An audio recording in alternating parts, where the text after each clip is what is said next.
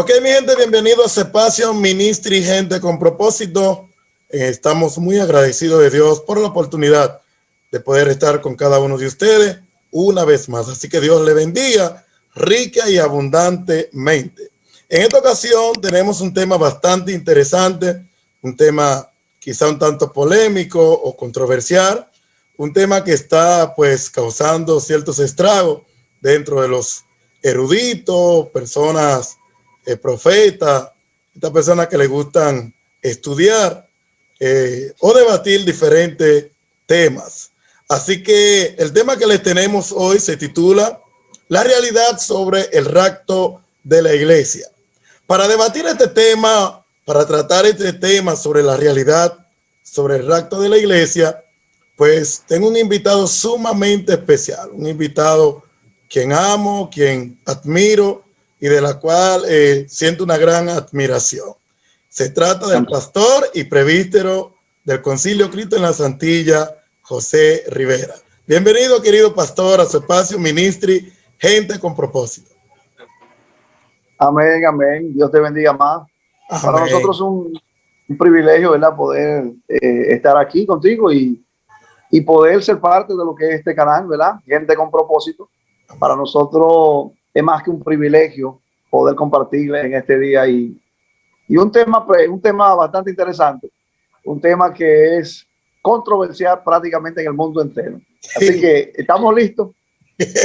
Bueno, eso es así, es un tema controversial y yo sé, ¿verdad?, que esto va a ayudar a muchos a entender un poco mejor, y aquellos que a lo mejor estén confundidos con el mismo puedan encontrar una respuesta y sentir, ¿verdad?, ese alivio.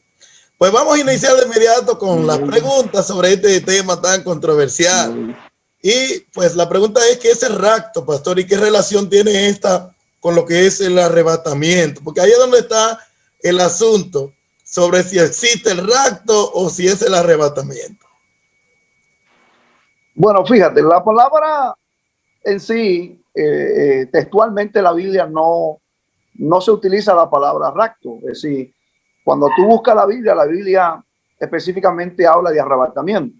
Amén. Ahora bien, cuando tú buscas una definición de lo que es la palabra arrebatamiento y te vas al griego, entonces vas a notar que la palabra arrebatamiento viene del griego arpazo, y cuando tú buscas en medio de esa palabra griega, tú vas a encontrar varias palabras sinónimas. Y cuando encuentras estos sinónimos, entonces vas a encontrar la palabra rapto. Es decir, que no directamente, la Biblia no lo dice textualmente, habla de rapto, pero sí está vinculada a la palabra arrebatamiento y sí está vinculado a lo que es la palabra griega al paso. La gente tiene una confusión entre ambas palabras. Y si yo digo rapto, no estoy mal, pero lo correcto es que yo diga arrebatamiento. Recordamos que siempre que vamos a hablar, pues tenemos que hablar por la palabra, porque a la persona hay que explicarle prácticamente textualmente lo que dice la Biblia. Eso es así. Amén. Entonces, no es que no son lo mismo, sino que no está en la Biblia la palabra rapto, pero es un sinónimo de lo que es la palabra arrebatamiento.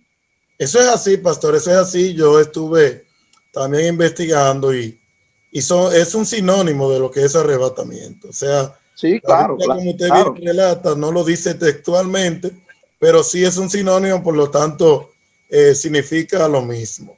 Y no sé, ¿verdad? Amén, claro.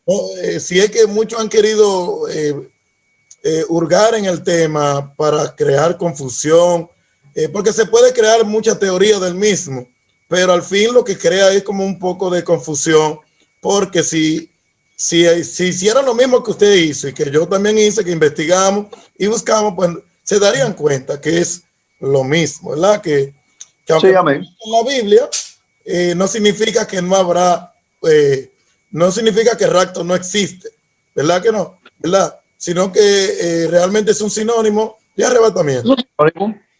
Es un sinónimo. Es decir, a veces hay palabras que nosotros utilizamos. Por lo menos la palabra libre albedrío no está en la Biblia. Exacto. O sea, libre albedrío no está en la Biblia, pero sí es la forma de poder explicarle a las personas que el ser humano tiene una independencia en Dios, en el cual el ser humano se le da un derecho para escoger, y esa palabra pues tiene un nombre y se llama libre albedrío, aunque no esté textualmente en la Biblia, pero es correcta la palabra. Eso es así, eso es así. Amén. Eso es así, muy, muy buena, ¿verdad? Respuesta, y yo sé que muchos pues van a encontrar un alivio en estas palabras. Amén. Vamos a seguir con las preguntas. De acuerdo a las enseñanzas bíblicas, pastor, ¿la iglesia pasará la gran tribulación o seremos arrebatados con el Señor cuando venga? O antes de la gran tribulación. ¿Cómo será este asunto, pastor? Porque también hay una confusión. Se cree que la iglesia va a pasar la gran tribulación en ese sentido, o que la iglesia no se irá en el rapto hasta después de la gran tribulación. Bueno, fíjate, yo creo que esto es cuestión de interpretación.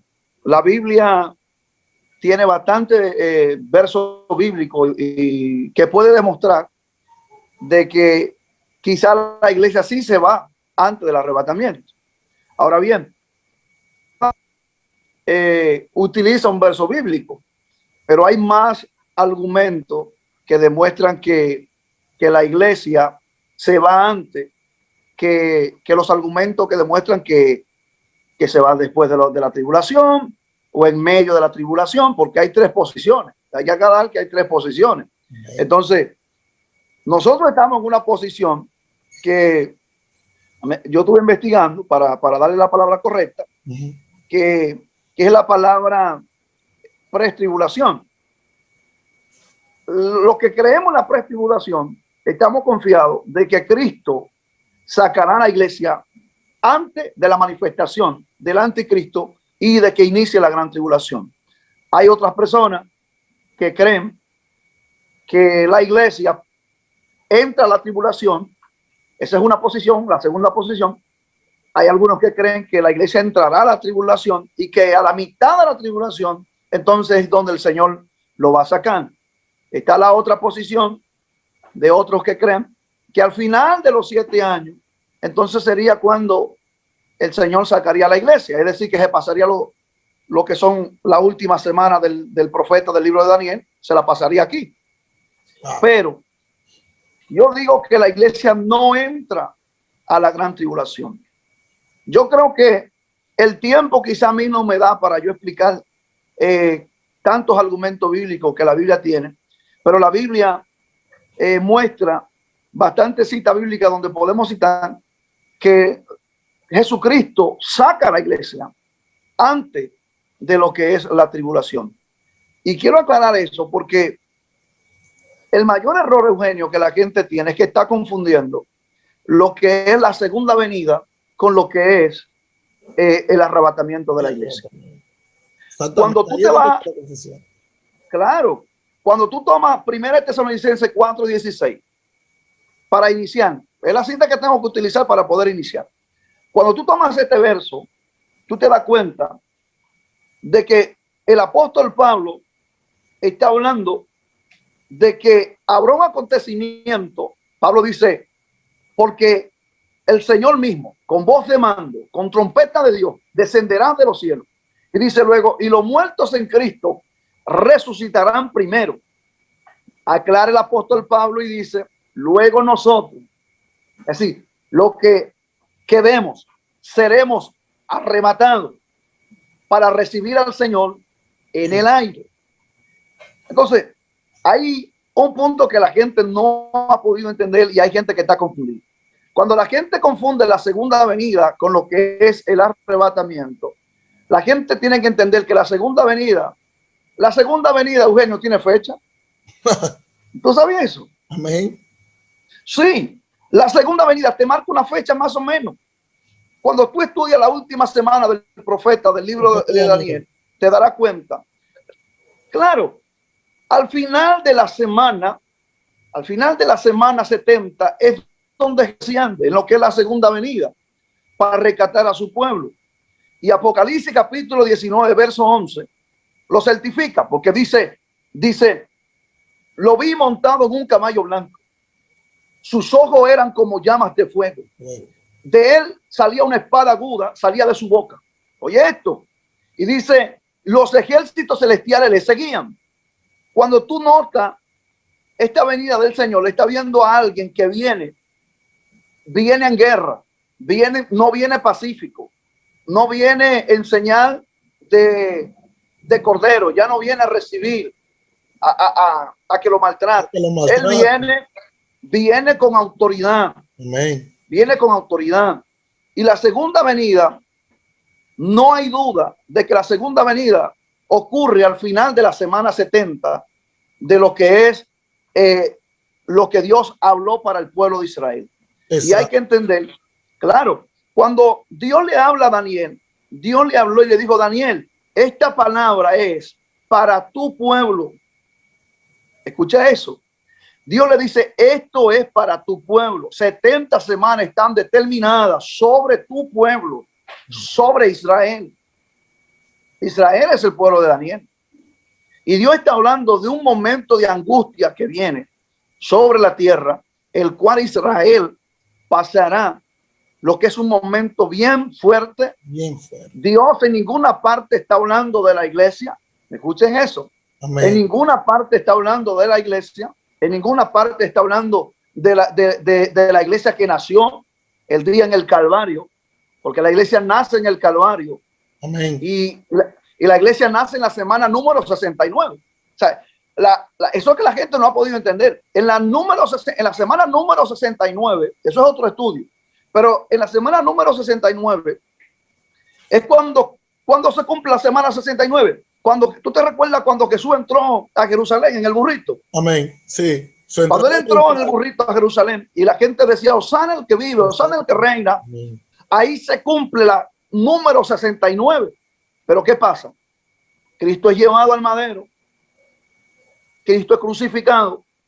Y allí, cuando Cristo expira, dice que un soldado tomó la lanza. Y dice que el soldado le hirió en el costado. Y dice que salió de él agua y sangre.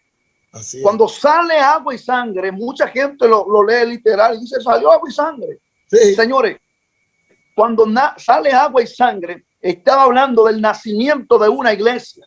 Estaba hablando de una iglesia nacida en el Espíritu, en las aguas del Espíritu, lavada con la sangre. Por eso viene la liga entre la sangre y el agua. Una iglesia que iba a salir y salió de su costado. Por eso es que nosotros somos parte del cuerpo de Cristo. Amén. Entonces, ahí se detiene el reloj profético de lo que es las 70 semanas, de lo que es el juicio que viene para Israel. ¿Por qué se detiene? Porque nació la iglesia. Al nacer la iglesia, se detuvo el reloj. Han pasado 2000 años. Ya estamos en el 2021. Entonces, han pasado 2000 años desde aquel día y estamos esperando que esta semana número 70 se cumpla. Esta semana se va a cumplir. ¿Qué pasa con esta semana? Que en esta semana es donde entra lo que es la gran tribulación. La gran tribulación. El apóstol Pablo dice, nosotros seremos arrebatados. Y yo le dije ahorita la palabra arrebatamiento es arpazo, del griego arpazo, que significa ser sacado, movido, violentamente sacado antes de que el peligro caiga. Eso es lo que quiere decir, no es otra cosa. Totalmente de acuerdo. Entonces, Pablo dice, Dios nos quitará de esta tierra. Lo vamos a recibir a él en las nubes. Cuando tú ves ese acontecimiento, Eugenio, te darás cuenta que eso no se parece a lo que dice Apocalipsis 19. Apocalipsis 19 habla de otro acontecimiento. Dice, viene montado en un caballo blanco, una espada aguda sale de su boca, un ejército le sigue, viene a guerra. No va a tomar la iglesia para entrarle en guerra. No va a levantar un pueblo, lo va a recibir si va a venir a pelear para abajo. No tiene lógica. No, ni sentido. No hay lógica. Dios no te va a levantar en el aire, te va a cambiar este cuerpo para que reciba a su hijo en las nubes, para luego entonces ahí mismo bajar para abajo porque tienes que pelear. O sea, eso no tiene lógica. No tiene sentido totalmente. No lo hay. No hay duda. Nadie puede dudar de que el arrebatamiento es un hecho y es una realidad. Amén. Aquí la única duda Y en lo único que los maestros no se han puesto de acuerdo es en qué tiempo. Exactamente.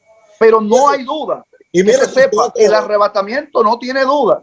Y mira que usted lo acaba de detallar ahí. O sea, cuando usted habla de las 69 semanas, que detalla que solo falta una, hay un detalle muy claro ahí que le da una luz a aquellos que estén confundidos sobre esto, porque ahí está la clave. O sea, Claro. es como conectar un acontecimiento con el otro, pero en el tiempo exacto, ¿verdad? Cronológico que debe de ser. Si tú tomas el mensaje a la iglesia de Filadelfia, ¿qué dice el mensaje a la iglesia de Filadelfia?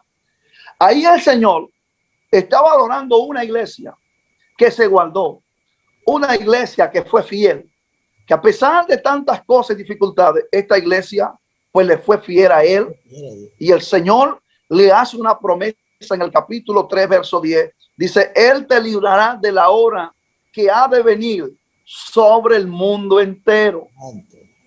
Lo que la gente no quiere entender, y dicen algunos, ¿y por qué se comparan con la iglesia de Filadelfia?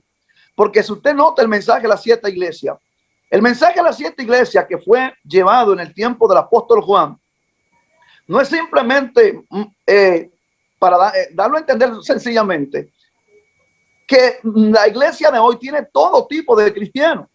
Hay cristianos como la iglesia de Sardis. Hay cristianos como la iglesia de la Odisea. A cada una Dios le valoró algo que tenía bueno, pero entonces le golpeó lo que estaba mal. A lo que estaba mal, él está diciendo, arrepiéntete, si no vendré y quitaré de ti el candelero. Wow, gloria. Sin embargo, es que Dios está llamando al cristiano a que se arregle. Amén. Para que sea como, para que sea creyente como la iglesia de Filadelfia. Amén. Para que sea un creyente fiel, para que sea un creyente que ese día Dios te librará de una hora. Entonces, yo quiero saber de qué hora está hablando. Dice, habrá un momento, llegará un tiempo donde el mundo entero, oiga esto, la prueba que va a caer en el mundo será tan terrible. ¿De qué está hablando? ¿De qué se le habló a Juan? Se está hablando de un momento que viene sobre esta tierra. La Biblia tiene muchos nombres, señores. En el Antiguo Testamento, cuando usted se refiere, dice la ira de Jacob, la ira de Dios, el día del Señor. Y todos esos términos es para referirse a lo que es gran tribulación. El Nuevo Testamento le dice claro, gran tribulación es un periodo de tiempo que pasará la tierra, y todo aquel que se quede en el arrebatamiento, que no vea el arrebatamiento, pasará por lo que es la gran tribulación. Pero la iglesia tiene una promesa de que Dios la sacará antes de la hora. Y para eso simplemente, Eugenio, solamente hay que entender el carácter de Dios. Wow. Tú descifras el carácter de Dios. ¿Quién es Dios? Dios es alguien que antes de mandar un juicio sacó a su ungido de ahí. Dios es alguien que antes de mandar un juicio a Sodoma y a Gomorra, Dios sacó a los que eran de él. Amén. Dios es un Dios que tiene un carácter que debemos de entenderlo. Que Dios, antes de enviar el diluvio a esta tierra, Dios, aleluya, preparó un hombre llamado Noé y mandó a que se arrepintieran y hizo el llamado. No hizo excepción de personas, pero el ser humano, yo te dije ahorita, tiene el derecho de escoger, tiene libre albedrío, independencia en Dios, y escogió no entrar al arca. Entonces, el carácter de Dios me enseña a mí de que Dios siempre que ha enviado un juicio grande en esta tierra, siempre ha sacado a sus hijos. Eso es así. Siempre. Sí. Claro, eso es así. Nuestro Dios es un Dios justo, pastor. Él no va... y de verdad, mira, cuando mencionaba lo de las iglesias, eso me hace recordar que Él nunca permite que nos acontezca algo sin antes primero prevenirnos, sin antes advertirnos, sin antes hacernos ver dónde está el problema, dónde está la situación. ¿Para qué? Para que nos apercibamos, nos apartemos de aquello y podamos entrar al camino que Él quiere que nosotros andemos. De verdad que esto ha sido bastante nutritivo y muy edificante. Y yo espero, ¿verdad?, que cada una de las personas que escucharán o que verán este espacio puedan identificarse y puedan ya sentir como ese refrigerio. Porque créame, pastor, que con esa confusión que hay por ahí, había mucha gente turbada. ¿Y cómo es que vamos a pasar la gran tribulación? Y esto que lo... No, incluso yo he escuchado personas que afirman rotundamente. Incluso tuve un encuentro con un pastor en una ocasión de la capital. Y él me dijo a mí que yo estaba equivocado. Ay, ay, ay. De que yo estaba equivocado. Que la iglesia sí entraba a la gran tribulación. Yo quiero que ustedes comprendan que el carácter de Dios no es así. Dios no es un Dios injusto. Siempre ha sido un Dios justo. Amén. Y por eso la Biblia le llama el justo juez. Amén, totalmente. Dios no dejará pasar al inocente por culpable, ni al culpable por inocente. Así es. Entonces, en otras palabras, si Dios tiene una iglesia que ha pasado de todo en esta tierra, ha pasado escasez, ha sido perseguida, ha pasado todos los tipos de momentos bien difíciles, muchos han sido maltratados, han sido golpeados por predicar esta palabra. ¿Cómo usted me va a decir a mí que el carácter de Dios es dejar que la iglesia entre a un sufrimiento tan grande? Porque la gente no entiende esto. La gente no se está imaginando lo que es la dimensión, la gran tribulación. Sí. Señores, Daniel 9:27, ¿sabe lo que dice? Dice, y se hará pacto por una semana. Oiga esto, una semana son 7 años. La semana no se cuenta de días, por eso se lo dije. Sí. No es de días, sino de 7 años. 7 años. Dice Daniel 9:27, se hará pacto por una semana. A la mitad de la semana, él romperá el pacto. ¿Quién es él? ¿Quién es él? Está hablando del anticristo. Así ¿Qué hará qué? Él hará un pacto en lo que es el Medio Oriente para llevar lo que es la paz a la nación de Israel. Recuerden que hay un conflicto entre Israel y los países árabes. Así es. Israel no se lleva con los musulmanes, son enemigos. Ahora, son enemigos porque los musulmanes siempre han querido, ¿verdad?, tomar parte del territorio de Israel, tomarlo y tener posesión de ello. Así es. Hay un problema grave y esto lo tiene que conocer todo el mundo, y es que se va a desatar un conflicto, no sé en qué tiempo, pero hay un conflicto que no lo quita nadie, y es que el tercer templo de los judíos debe ser edificado. Y el tercer templo de los judíos sucede que donde va, en el terreno donde va, está lo que se llama el domo de la roca de lo que son los musulmanes. ¿El tomo? Entonces, ¿el tomo? Sí, el domo de la roca de lo que es el domo de los musulmanes, la mequita. La mequita, como yo le llamo. Sí, la mequita de Medina. Es el tercer templo más sagrado para los musulmanes. Pero está en el lugar donde va el templo de los judíos. Ay, ay, ay, ay, ay, ay. Y esto va a desatar un conflicto Sí. entre musulmanes y judíos. Sabemos que los musulmanes son los descendientes de Ismael y los judíos los descendientes de Isaac. Son hermanos, pero están en conflicto desde que estuvieron en el vientre. Así es. Conflicto. Desde el vientre, totalmente de acuerdo. Desde el vientre estuvieron en conflicto. Total. Hay un conflicto, ya tú sabes. Entonces, la iglesia tiene que prepararse para recibir al Señor. No pueden comparar esos dos acontecimientos.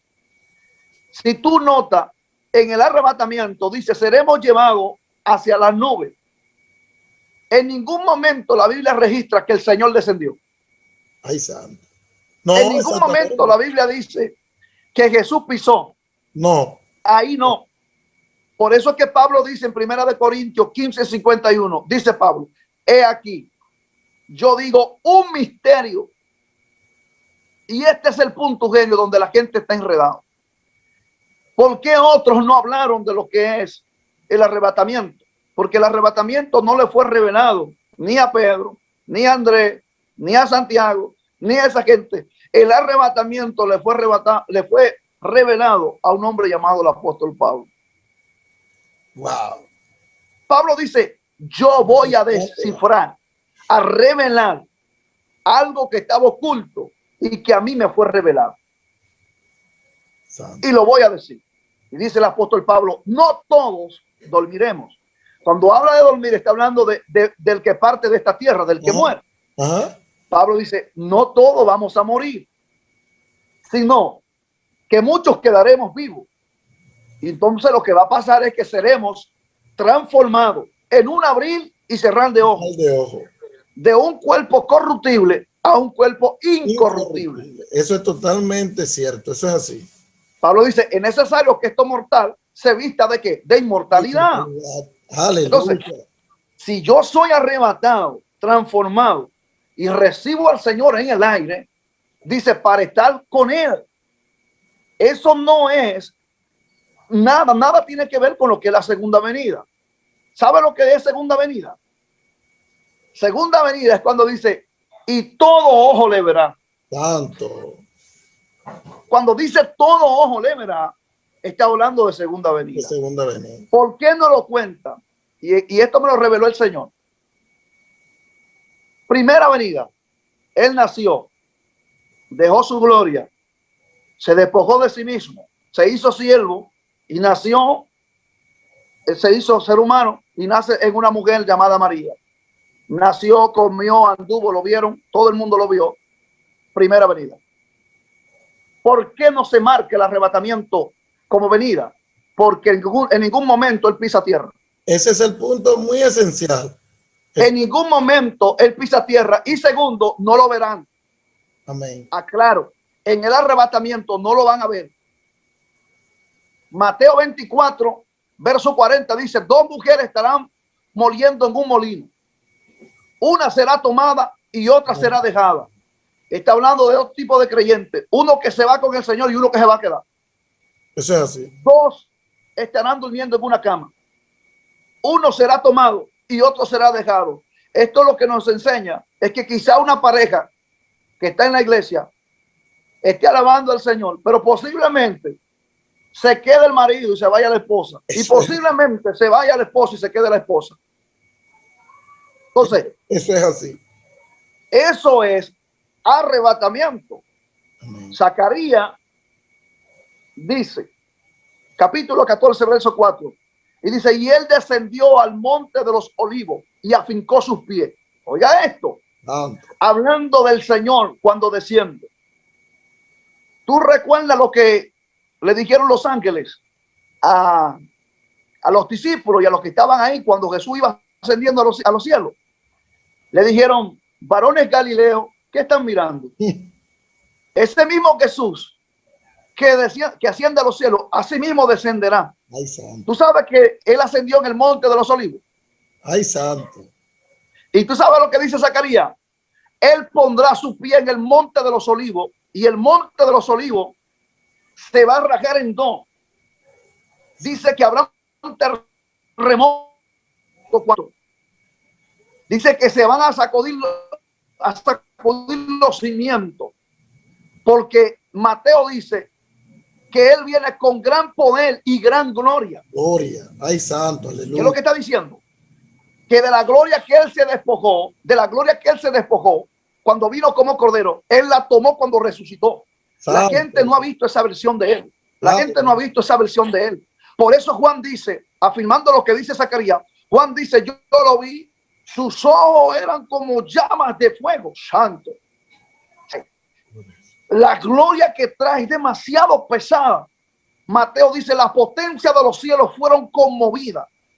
Es así, hermano, esta tierra no aguanta esa gloria que trae, es demasiado fuerte lo que trae. Santo Dios, muy poderoso. Entonces, pero eso es segunda venida. Amén. Eso no es arrebatamiento. No es arrebatamiento. Muy buena. No es arrebatamiento. Entonces, no vamos a confundir arrebatamiento con segunda venida. Nosotros creemos que Cristo sacará a la iglesia antes de la manifestación de que el anticristo tome posesión. El anticristo está en el mundo. Sí. Eso no hay duda. Eso está la ahí. plataforma está hecha. Sí. Los gobiernos se han unido. Los Illuminati, los masones. Sí. Todo el sistema y la plataforma, si tú me preguntas, escatológicamente está listo. Pero hay algo que lo detiene. Amén. Totalmente. Y ese algo se llama un pueblo que hasta que él no lo saque de aquí, Aleluya. entonces no puede tomar dominio las tinieblas. Recordemos que el anticristo está poseído. Es un ser, es un hombre, pero es un príncipe que sale del mismo infierno que está reservado para poseer al anticristo. Aleluya. Es prácticamente un diablo encarnado. Así es. Entonces, en él no hay paz. Él va a ofrecer una paz que se va a romper. La Biblia dice, cuando digan paz y seguridad, Entonces viene la destrucción repentina. Destrucción repentina. Amén. Entonces estamos claros de que la iglesia no entra a la gran tribulación. Hay demasiados versículos bíblicos. Yo amanezco con usted dándole verso bíblico de que la iglesia no entra a la gran tribulación. Eso es así. Eso es así, pero muy importante estas declaraciones del pastor José Rivera. Yo creo que con esta aclaración tan amplia, pero bien detallada, bien específica, no puede quedarle dudas a alguien en esto. Así que de verdad que, wow, yo he quedado impresionado porque ha sido un contenido como tan activo, tan importante, y yo sé que será de tan gran ayuda para aquellos que están confundidos. ¿Sabe qué es lo peor, pastor? Que se carecen de personas que como usted expliquen eso y aparezcan tanto que lo que hagan es lo contrario. No sé si me expliqué bien. Sí, claro. Es una persona que puedan explicarlo así como usted y aparecen tanto que lo que hacen es confundir. Oye este punto que se me pasó este punto. La segunda vez